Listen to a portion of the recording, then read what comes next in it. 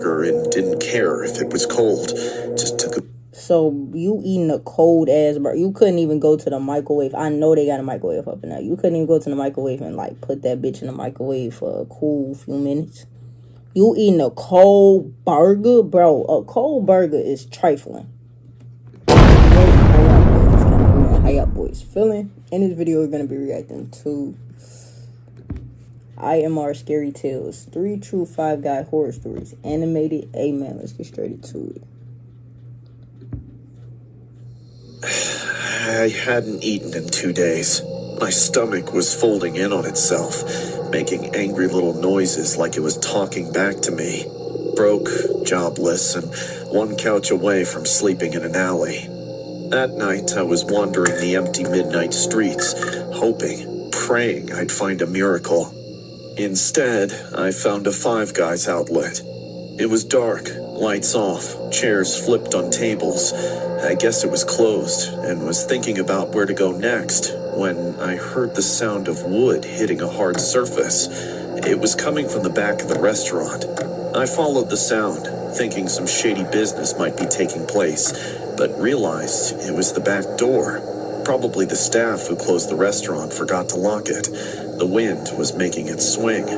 Clouds of thought crowded my mind. I stood there for a minute, debating. Morals don't mean much when you're starving. So what the fuck you finna go up and do? Make your ass a burger? Fuck, like, is that what you about to go do? I told myself I'd just look. Maybe someone forgot a bag of fries. Maybe anything left in the freezer to eat to stop me from fainting. The door creaked slightly when I slipped in. The kitchen smelled like heaven. Grease, beef, something hot and real. The fryers were off, but the griddle still radiated warmth. I checked the freezer and leftover burgers wrapped in foil. There was even a jar of chocolate milkshake. It was like in search of stones, I struck gold. I unwrapped the burger and didn't care if it was cold. Just took a... So you eating a cold ass burger. You couldn't even go to the microwave. I know they got a microwave up in there. You couldn't even go to the microwave and like put that bitch in the microwave for a cool few minutes. You eating a cold burger? Bro, a cold burger is trifling. Big bite. The meat poured life into me. I glugged half the jar of milkshake. Some of it even spilled on my clothes, running down my chin as I chugged too fast. But again, I didn't care. I was bloody hungry. God, I nearly cried. I was almost done with the burger and was about to leave when I heard one more noise.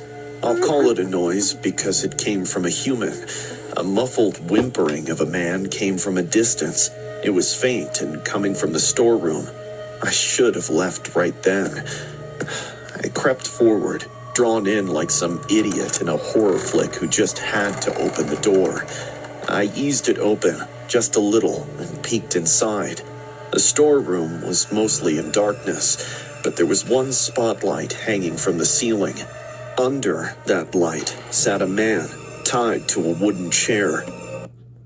What the fuck is going on in this Five Guys, shorty? I'm so confused. His shirt was soaked with sweat and something darker. There was duct tape over his mouth. His eyes were wide and looked red from crying too long. I was thinking about who kept him here when suddenly someone giggled in the darkness and 2 women surfaced into the light. They moved around him and began dancing like kids playing house. Both wore nurse costumes that looked like bad Halloween knockoffs, all white but splashed with fake blood, or maybe not. One had short hair and a baseball bat in her hand. The other had messy curls. The curly one picked up a chainsaw and twirled it like a ballerina, as if she was completely harmless. The short-hair one took out her phone and started filming the man. Then, she whispered something in the man's ear, and he started crying harder. The nurse with the chainsaw giggled louder, seeing him cry. Aw, don't be such a baby. We haven't even started yet. She waved the chainsaw in front of his face, close enough for him to flinch, but didn't touch him. Shh, don't fight it. I've put plenty of patients to sleep. You'll be no different. Scream for the camera! The other chimed in like it was a nursery rhyme.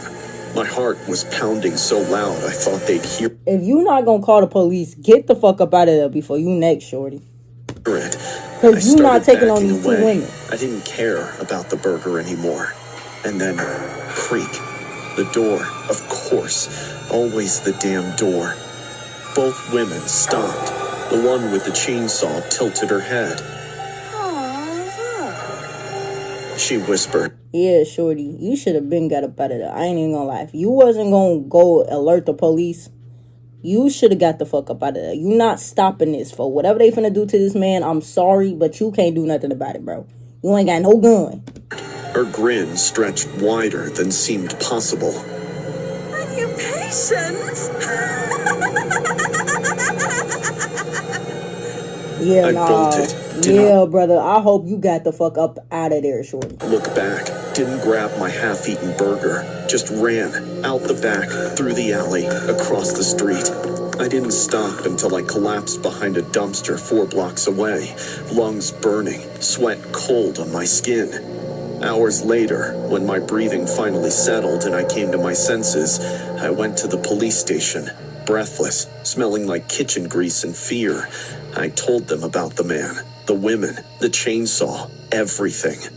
They checked the place but found nothing. No signs of forced entry, no man, no duct tape, no traces of blood, not even a damn fry out of place. They looked at me like I was tweaking. On the contrary, they warned me for breaking in and let me go. But I know what I saw. Damn, brother. They thought your ass was a tweaker. I didn't hallucinate it. I wasn't high, wasn't drunk. I know the difference between a joke and a nightmare. Those women were real. That man was real. And the worst part, they saw me too. This happened a week ago. Since then, I haven't slept right. I keep thinking I see them. In crowds, reflections, shadows. Last night, someone slipped me a note under the door of the crappy motel I'd been crashing in. No envelope, just a folded paper, handwritten in red marker. Patients don't leave without saying goodbye. Brother, you need to hop towns. You ain't even like, you homeless. Hop a town. Hop a few towns if you got to. Get the fuck up out of there. Scared, not paranoid. Scared. Who are they? Why 5 guys? Why the costume? The camera? Was it live streamed? Is there a video of that poor guy somewhere online with hashtags and laughing comments under it? And what if I'm next? Tonight, I checked out of the motel, cashed in my last favor to sleep on my friend Marcus's couch. He doesn't know what's going on, just thinks I'm down on luck, which So you ain't tell Marcus? Nah, fool. Marcus ain't gonna never forgive you. I am. But it's more than that now. It's like I've stumbled into something dark and viral, something designated to be seen. They wanted an audience, and I gave it to them. I don't think they'll let me forget that. You bogus as hell for not telling Marcus, shorty. Have you ever had that feeling in your gut like something's just off? Not the usual, I hate my job and wish I was dead kind of off, but that kind where the hairs on your arms start standing up like antenna.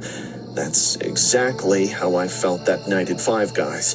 I was cleaning the fryer, all set to close and go home. I was exhausted, sweat clinging to my uniform, when the front door creaked open. Tell me that's Y'all didn't lock the lobby? If you finna close the store, why didn't you lock the lobby, fool? If you know you about to close the store, why did you not lock the lobby, fool? someone who forgot their wallet. I muttered, turning toward the entrance. I could hear heavy footsteps approaching, but before I could see the customer, I noticed my coworker Louise. He was mopping behind the milkshake station, but now he stood frozen with a face as pale as a sheet. I immediately got that feeling of dread. Once I came out from the kitchen, I understood Louise's reaction. A man had stepped inside. He was limping like a broken toy. He wore a grease-stained clown outfit, 2 sizes too big, patched together with duct tape and something that looked like dried blood. His painted face grinned, lips cracked like old Again, if y'all knew y'all was finna close, why didn't y'all lock the lobby? This is on y'all. leather, revealing yellow teeth. The smeared red blush on his cheeks made him look like Captain Spaulding from the movie House of a Thousand Corpses. I hear the fries are here to die for, he hissed, dragging a rusted crowbar across the floor tiles. Louise reached for his phone, but the clown raised the crowbar and announced, What? You don't like clowns? Don't we make you laugh? Louise froze again. No calls, okay? He cackled. We're gonna play a fun little game tonight. No, the fuck we not. Fuck is you talking about, bro? I would, bro. Man, the nearest thing I could chuck at this nigga, I would have chucked it, ran up in the back, locked the door, called the police. Hide and shriek. Think of it as employee engagement activity. I stood rooted to the floor, having no clue of how I'll get out of this situation alive. He started rummaging through the counter, opening drawers and grabbing spatulas and ketchup bottles like they were sacred relics. Tell me, Blondie, do you enjoy games? I was terrified, but chose to stand my ground. There are cameras here. You should have said no. The cops will find you, you know? Cops! He let out a wheezy chuckle. Oh, sweet thing. If the cops had already caught me for the fun I had, I'd be sitting in the electric chair by now. Electric. Zzz. He mimed electrocution, rolling his eyes back while taking his tongue out. I'd never seen anyone having such a red tongue. He turned on Louise then. You, handsome. Got any meat back there? Talking about handsome. The fuck? Don't compliment me. Hankering for something rare. Really rare. Maybe a spleen burger. Eyeball sliders. Do I look like I have dietary restrictions? He herded us toward the back with lazy swings of the crowbar. It wasn't random. He was performing, feeding off the fear he smeared all over the walls, like his smeared clown grease paint. We backed into the freezer area. Clowns hate the cold, but I love a good screamsicle. Louise fuck no, bro. Y'all, bro. was trembling. I could see him glancing toward the emergency exit, but I knew better. It'd been jammed for months. Every time we complained, management shrugged at us, saying, just keep it closed. Now, that laziness might get us killed. The clown danced in circles, spinning with the crowbar like he was auditioning for a sadistic version of America's Got Talent. Okay, my little burger buddies, he said, bowing. My little burger buddies is crazy as fuck. That's actually funny. Time for round one. Who can scream the loudest? Why are you doing this? Louise asked, voice shaking.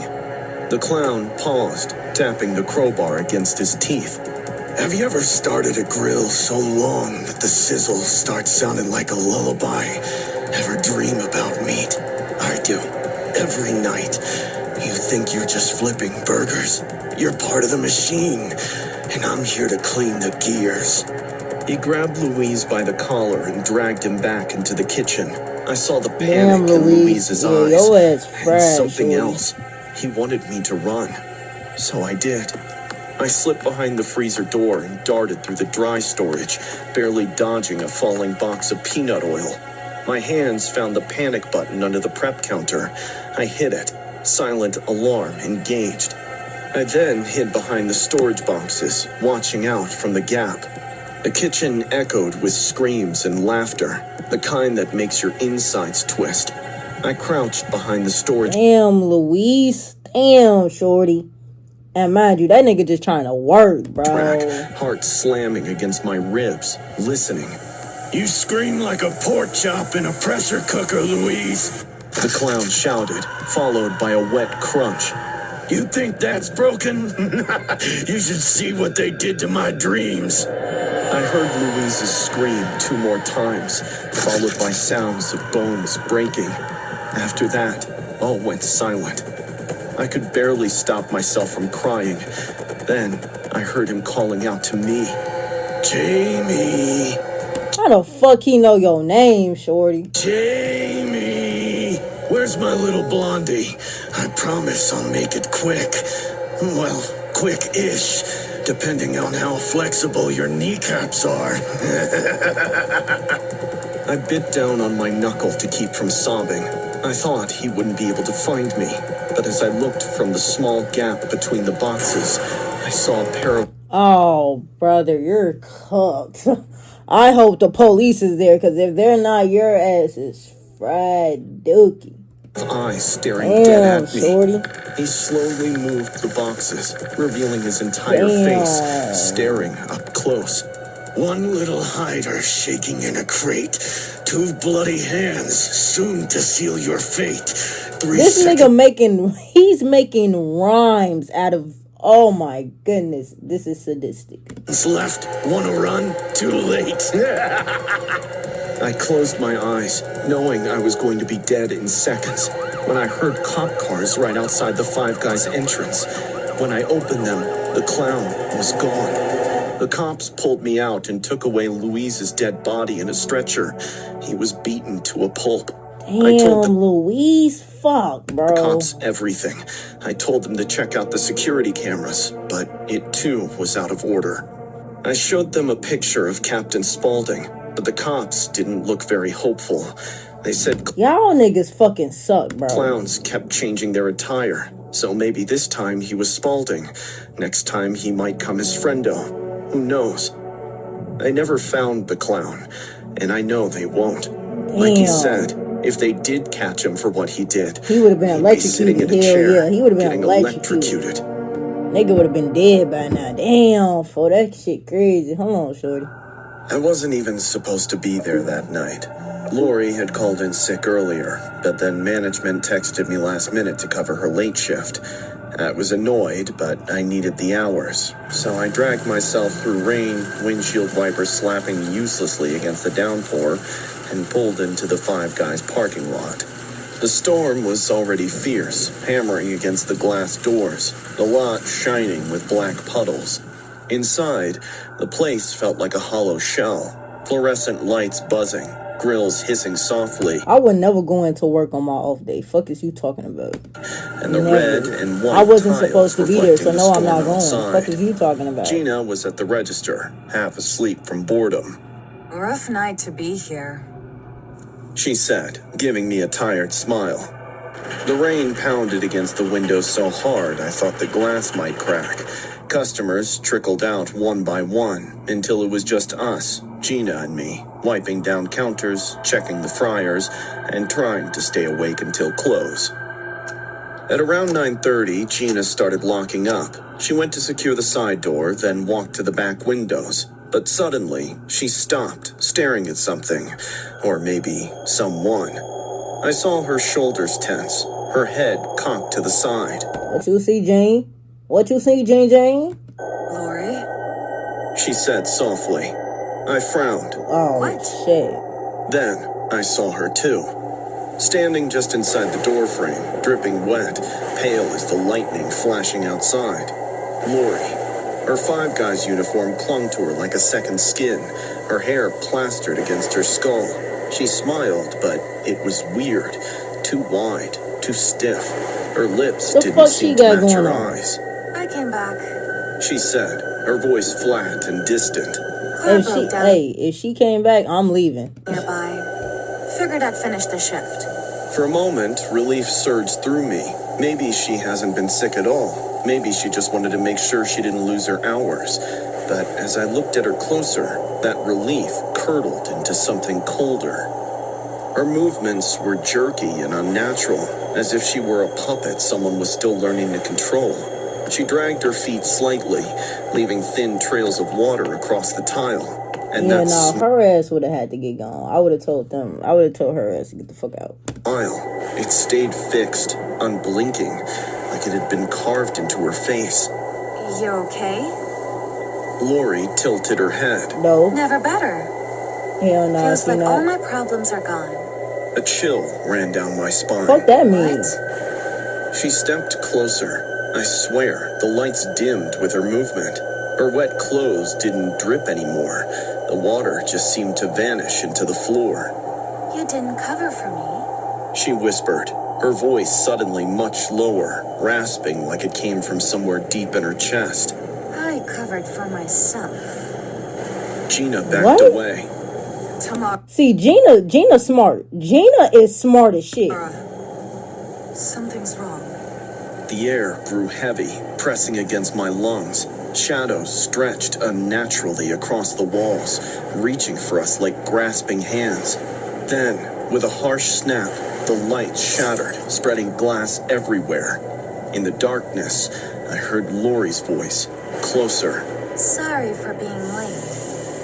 The lights from the window, along with the sudden lightning, transported the restaurant into another world, and I noticed Lori standing right in front of me. Lori wasn't solid anymore. Her body shimmered like smoke, her face pale to the point of translucence. Her eyes were hollow, glowing faintly from within. What the fuck is going on, man? I whispered, though I wasn't sure why. She gave me that same stiff smile. I had an accident. Suddenly, the storm outside howled louder, rattling the building. The windows slammed shut on their own. Gina screamed and ran for the... Gina smart as shit, bro. You need to follow Gina ass. back. Gina ass I not stumbled, playing. my heart hammering as Lori drifted closer. Her face twisted, her smile warping into something pained, furious, and broken. I died on that road. I tried to move, but my legs felt like stones. Blood on my hands. Glass in my skin. And no one came. No one helped. She floated closer, the glow from her wide eyes Why are you still standing there? reflecting in the dark. You see, you have Her no fingers survival twitched, instinct. reaching for me. Gina had They weren't instinct. fingers anymore. Not really. They stretched too long. Gina Thin ass as what? wires, Gina ass knew to trembling get the with fuck on. rage. You need to You be. didn't hear You me should have scream, followed Tamara. Gina. Nobody did. I choked on air. You're not real. You're not. Her head snapped to the side unnaturally, the bones cracking like breaking sticks. She screamed. I'm here. The sound reverberated through me, rattling my teeth. Loud thunder cracked outside. That was enough to break me free. I bolted for the door, shoving past the unseen wind that clawed at me. My hands fumbled with the lock, but somehow it gave way, and I spilled into the storm outside. The rain hit me like ice water, soaking me instantly. The storm howled, but it wasn't as loud as the wail echoing from the restaurant. Lori's voice, stretched and broken, chasing me into the night. I sprinted across the lot, my sneakers slipping on wet pavement, lungs burning. And then I found her car at the edge of the lot, right by the road. At least, what was left of it. The windshield was shattered, glittering Damn, folks. shards scattered across the asphalt. The front of the car was crushed inward, the bonnet crumpled like foil. Steam hissed from the mangled engine. I should have kept running. I should have never looked inside. But I did. Through the Why? broken glass, Why did you illuminated do by that? flashes of lightning, I saw her. Lori. Damn, Her body Lori. was slumped against the steering wheel, Damn, uniform stained shorty. dark with blood. Her skull was split open, brains spilling across her Five Guys Damn, uniform. Lori. One Fuck. eye was gone, the other stared blankly, lifeless. My stomach lurched, bile rising in my throat. Then, her head moved. Snapping up with a sickening crunch, her ruined face turned toward me. As her lips drew into that rigid, overly broad smile, blood trickled down her chin. Lightning cracked overhead. I told you. She rasped. Her mutilated hand twitched against the window, fingers dragging her. The storm swallowing me whole, but her words followed me, stuck in my skull, replaying over and over. After that night, I left my job at Five Guys. Gina called 911, who took away Lori and investigated her accident. I didn't follow up. I want to forget that night and everything that happened. Hey, man. If y'all enjoyed the video, bro, y'all already know what the fuck to do. Like the video, subscribe to the channel, turn on post in case y'all boys are new. I'm gonna catch y'all boys in the next one.